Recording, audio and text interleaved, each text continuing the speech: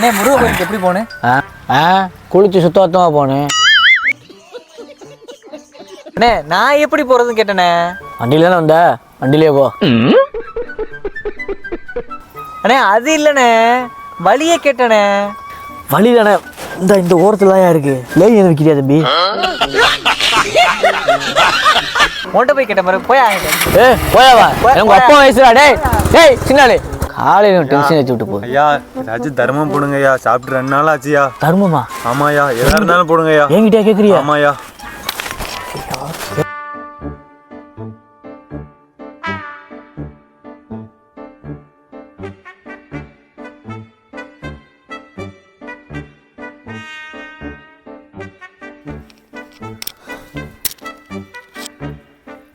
ஐயா அட உம்மால ஐயா ஐயா ஐயா